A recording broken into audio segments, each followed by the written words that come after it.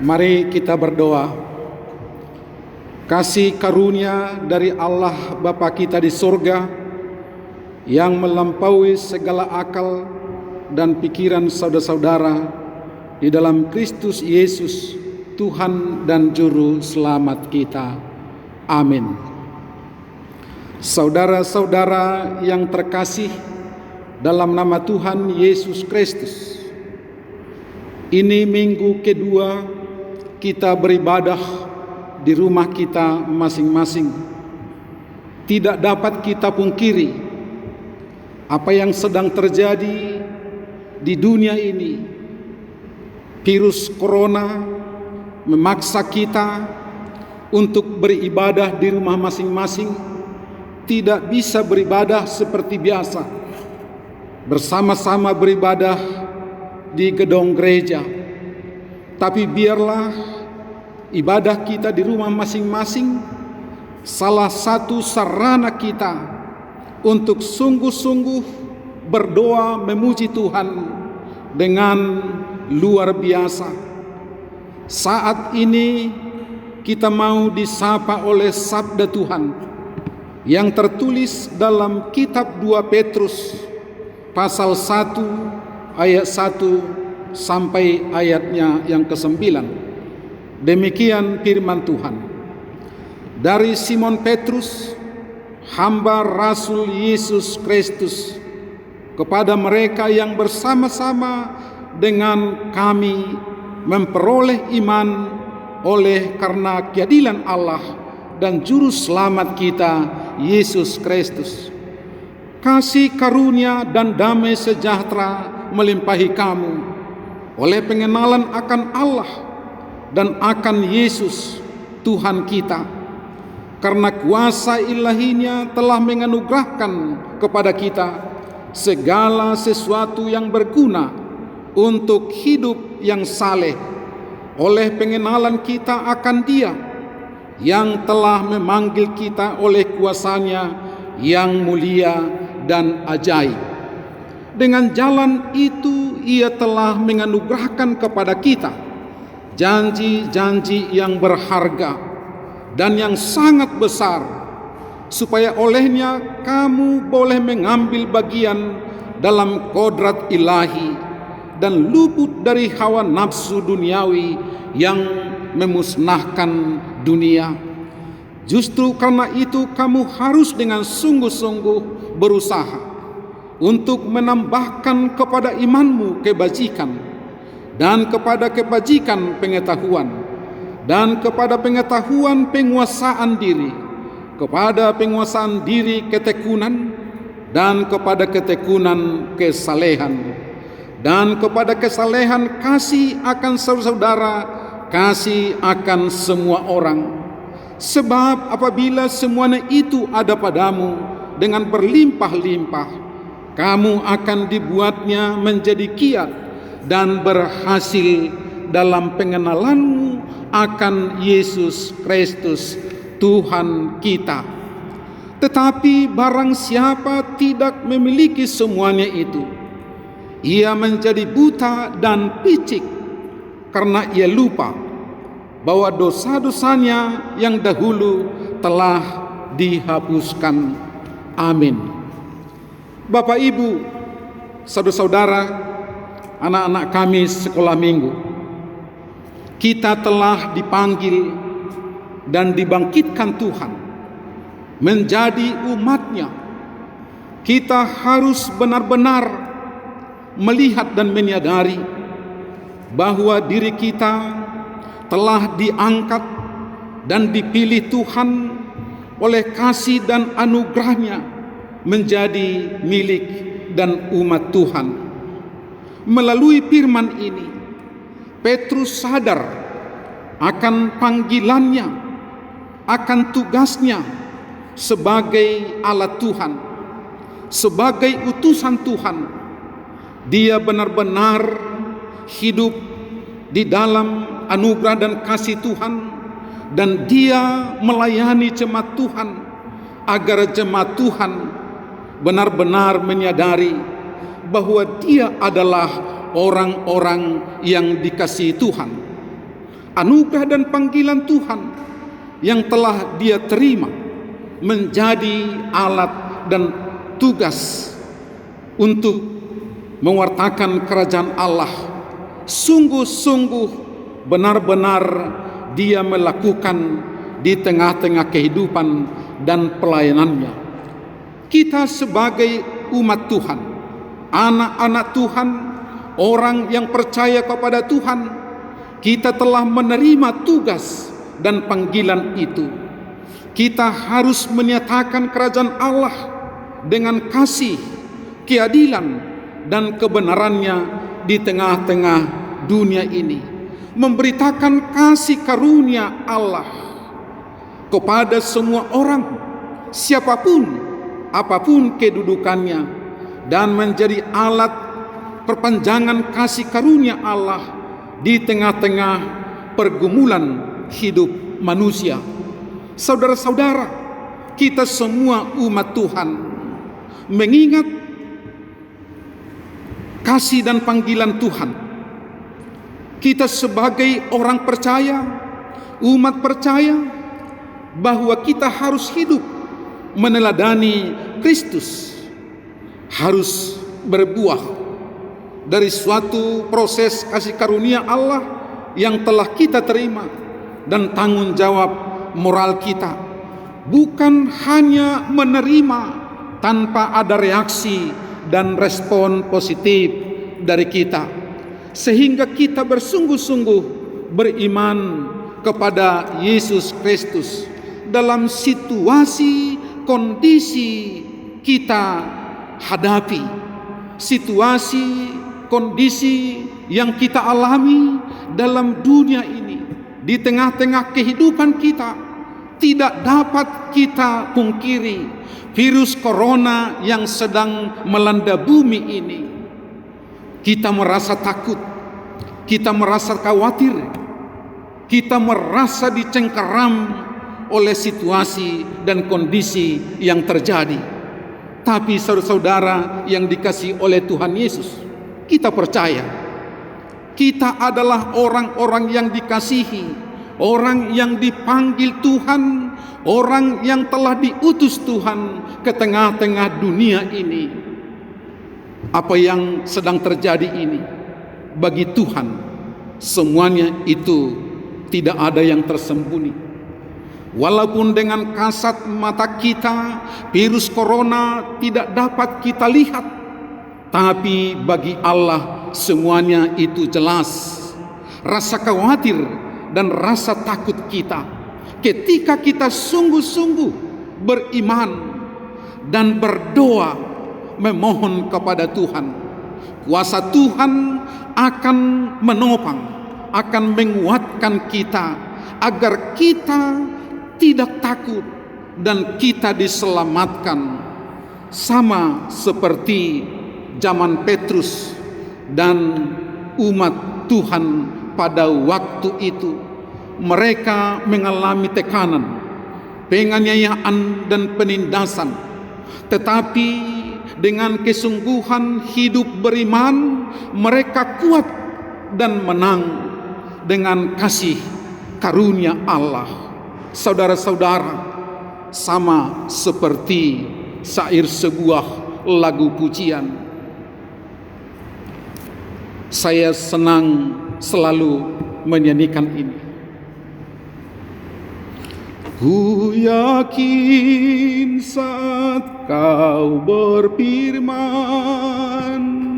aku yakin Tuhan saat engkau berfirman, aku kuat Tuhan saat engkau menopang, aku menang saat engkau bertindak, aku aman sebab engkau menjaga aku.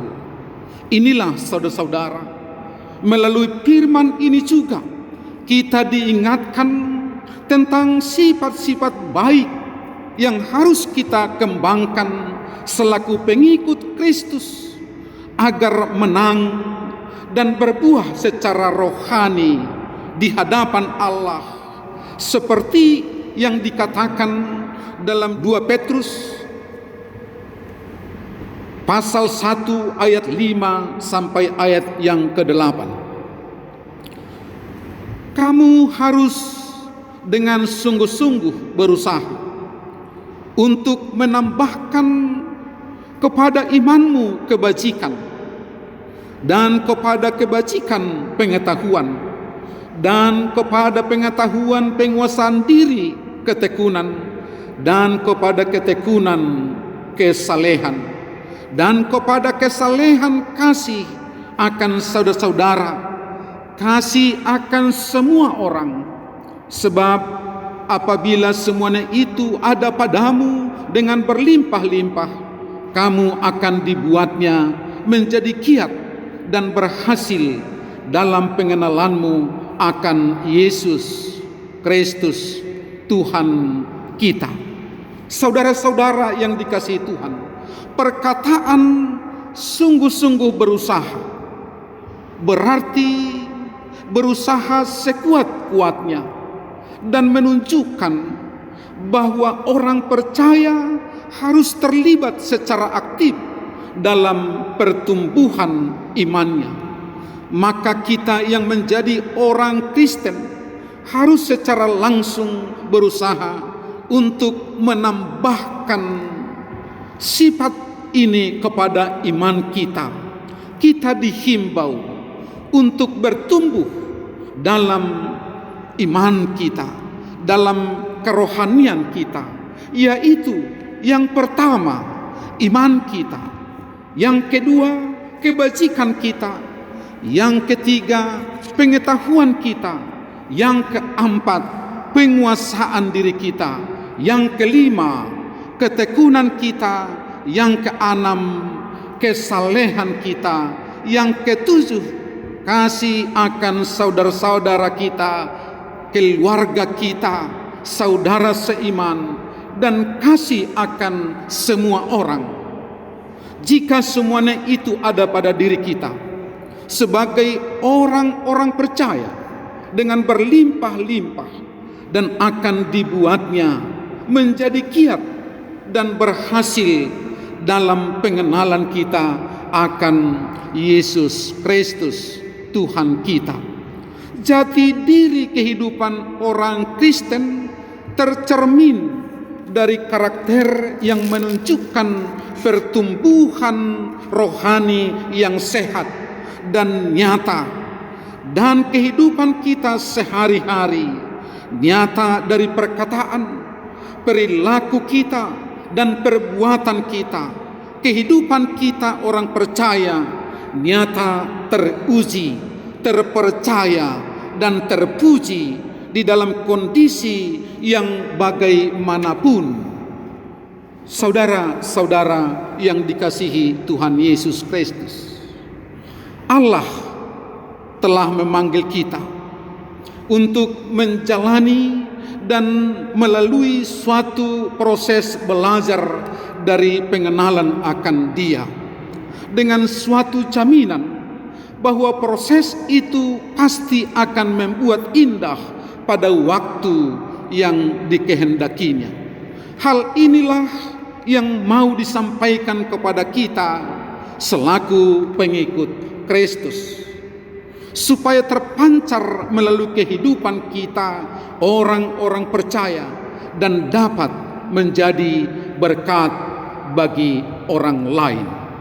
Itulah sebabnya bahwa tanggung jawab etika orang Kristen yang dikatakan dalam 2 Petrus 1 ayat 5, demikian firman Tuhan: bersungguh-sungguhlah supaya panggilan dan pilihanmu makin teguh. Hal ini berlaku untuk sepanjang masa, kapan dan dimanapun keselamatan dan kemenangan itu sudah terjadi dan pasti bagi setiap orang percaya, tetapi bukan tanpa tanggung jawab moral sebagai buah iman percaya kita kepada Tuhan. Saudara-saudara, Bapak Ibu yang dikasihi oleh Tuhan Yesus Kristus, di tengah-tengah kehidupan kita di dunia ini, ada yang menyesatkan, baik itu berupa ajaran dan berita hoaks, dan yang melakukan dosa dan kejahatan yang tidak memiliki kehidupan moral yang baik, tidak hidup melakukan apa yang benar sesuai dengan kebenaran firman Tuhan. Mereka memberikan teladan moral yang salah. Untuk itu saudara, firman Tuhan mengingatkan kita pada saat ini. Yang pertama, Allah telah memanggil kita keluar dari dosa-dosa kita, sehingga kita disebut sebagai umat dan kepunyaan Tuhan, menjadi kesaksiannya melayani Tuhan dan sesama manusia dan ciptaan lainnya melalui tugas pekerjaan kita masing-masing. Yang menjadi persoalan bagi kita, apakah kita menyadari panggilan Tuhan dalam hidup kita? Saudara-saudara, Tuhan telah memanggil kita dengan berbagai macam cara. Peristiwa yang terjadi dalam kehidupan yang kita jalani. Yang kedua, Tuhan memanggil kita dengan kuasa-Nya yang mulia dan ajaib. Dia adalah pencipta dan pemilik kita manusia. Dia berhak untuk mengatur hidup kita, dan Dia punya rencana yang baik dalam hidup kita. Yang ketiga, Allah bukan hanya memanggil kita, tetapi Ia juga memperlengkapi kita dengan janji-janji yang berharga dan yang sangat besar, supaya kita boleh mengambil bagian dalam kodrat ilahi dan luput dari hawa nafsu duniawi yang membinasakan. Tuhan tahu bahwa hidup manusia akan berhadapan dengan segala tantangan, godaan, bahkan penderitaan yang sedang terjadi dalam kehidupan kita.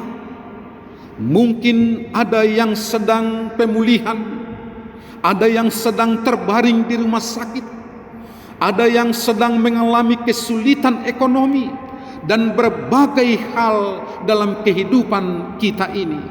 Saudara-saudara, kita harus kuat, kita harus memiliki iman yang kokoh, agar kita tidak terseret oleh tantangan apapun yang terjadi di tengah-tengah kehidupan kita. Karena bisa saja godaan dan keinginan dunia membelokkan panggilan kita. Godaan melalui kenikmatan dunia bisa saja menarik kita sehingga lupa pada panggilan Tuhan dalam kehidupan kita masing-masing.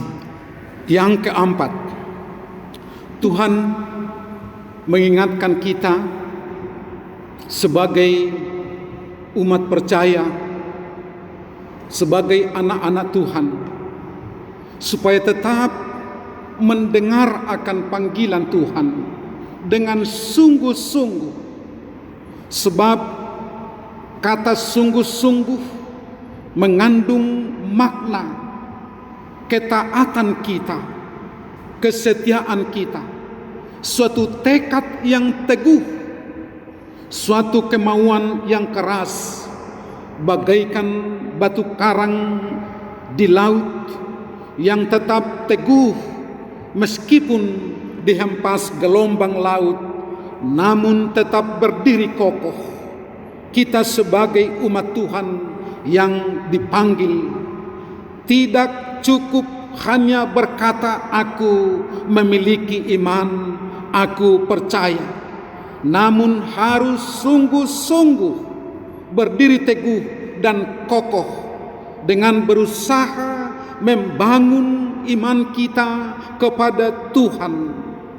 Gereja, umat Tuhan yang dipanggil adalah harus menghasilkan buah seperti yang dikatakan dalam kitab Galatia pasal 5 ayat 22 dan 23. Tetapi buah roh adalah kasih, sukacita, damai sejahtera, kesabaran, kemurahan, kebaikan, kesetiaan, kelemah lembutan, penguasaan diri. Apabila itu semuanya ada pada kita, dengan berlimpah-limpah kita dibuat Tuhan menjadi giat dan berhasil dalam kehidupan kita akan Yesus Kristus. Amin. Kita berdoa. Bapa di sorga, kami menyembah-Mu dengan Engkau adalah Tuhan dalam hidup kami. Kami mempersembahkan tubuh kami kepadamu sebagai persembahan yang hidup, kudus, dan yang berkenan kepadamu. Kami berdoa bagi perlindungan-Mu atas hamba-hamba Tuhan, jemaat Tuhan, dan keluarga yang pada saat ini Tuhan kami sedang bergumul di tengah-tengah kehidupan kami. Bahkan ada yang sedang merasakan kesakitan karena berbagai penyakit yang mereka alami. Tuhan berkuasa untuk memulihkan dan menyembuhkan melalui pengobatan yang mereka alami. Ya Allah, kami berdoa, biarlah kuasa-Mu terjadi dalam kehidupan kami. Kami menggunakan kuasa-Mu untuk menghadapi segala pergumulan, persoalan, tantangan yang terjadi dalam kehidupan kami. Berikan hati yang peka dan berhikmat agar kami dapat menilai antara yang baik dan yang jahat. Kami persembahkan seluruh kehidupan kami, seluruh milik harta yang ada pada kami kepadamu, yang Engkau percayakan kepada kami. Ya Allah, biarlah segala yang kami lakukan membawa hormat dan kemuliaan bagi-Mu. Dalam nama Yesus Kristus kami berdoa dan bersyukur. Amin.